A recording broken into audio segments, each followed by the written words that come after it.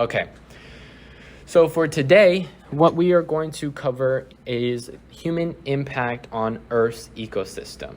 And so an ecosystem is an area in which has multiple communities of species. And so communities meaning a group of a single species that live together in some version or some environment that work and support each other. And so you may have smaller plants or larger tree plants that live together and they support each other. Smaller animals and larger animals, they eat each other and support each other. You have decomposers, and so it's all necessarily intertwined, and that's what creates an ecosystem. But humans can directly affect all of the ecosystems on Earth because of a lot of factors. And one of those factors includes population growth. And so humans' activity directly impacts the population size and biodiversity in an ecosystem. If we need a specific area for new housing, maybe new office buildings, we're going to then cut down those trees or mow over that area and create something for ourselves. And so that's affecting the biodiversity. We eliminate some of the trees and some of the species that are living there so that we can now live there. However, also the population size is another factor that results in high demand for resources.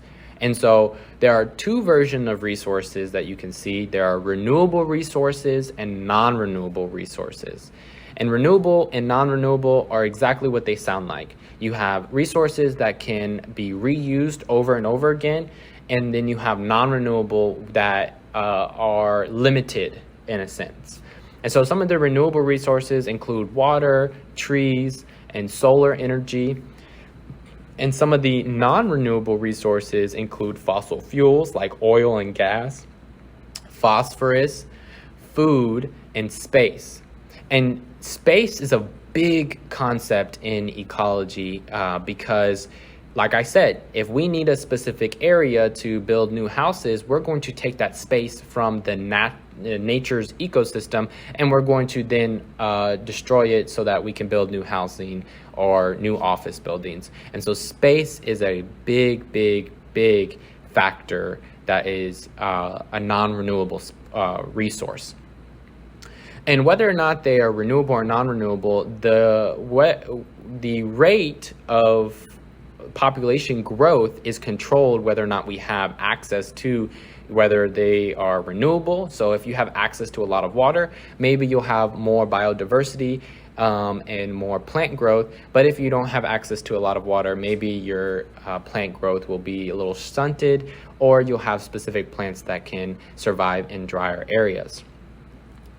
On this next slide, I kind of just gave you guys some photos showing you the different types of renewable energy. You have, again, trees, water, and solar energy, whereas food, phosphorus, and fossil fuels, and that's like a picture of oil and water, are showing you some of the non-renewable resources. And so next, as we were talking about space, it is a huge limiting factor. And what that means is it's a factor that causes the population growth or other habitat growth to be controlled. And so as the human population grows, natural habitats are replaced with housing, roads, cities. And so there are three versions of habitat destruction, I guess you could say. And one of them is habitat destruction. So you have habitat disruption, habitat destruction, and habitat degradation. And we'll get into specifics about those three different types of impacts on habitat space and what humans are doing to those. And so these two photos are kind of giving you a snapshot of what Gwinnett County may have looked like in 1692 before it was ever colonized and tore down. And this is what Gwinnett County may look like today, a big city with office buildings and construction. And so habitat disruption is when nature is altered to fit the needs of the dominant population or the dominant community. And obviously the dominant community in this sense are humans. We then altered the habitat to fit our needs. So we built office buildings for jobs, we built housing for people that need to work those jobs, we built roads for transportation, and so we altered, and you can see that there are still some trees, but there's not as many trees. It's not a forest any longer, okay? And the other type is habitat destruction. And this is, in a sense, when a natural environment is destroyed by an animal or natural disaster, right? When you have earthquakes that may cause certain land to sink into the ocean, or you have volcano eruptions that may destroy an entire island and kill all of the plants and animals on that island, or you have hurricanes that can wipe out other islands, and the list can go on and on. It's just a matter of it is destroyed and rather than being altered. And so what happens after a volcano eruption, right? What may happen, right? It doesn't necessarily happen and then nothing occurs. There is something called ecological succession. And so when an ecosystem is altered or destroyed by a volcano eruption or by a community of organisms like humans, some organisms may survive, right? So say, for example, you have some weeds or you have some moss. You have some organisms that can survive either the alteration or the destruction, and they will sequentially grow. They will grow and grow and grow and grow until they reach what is known as climax community.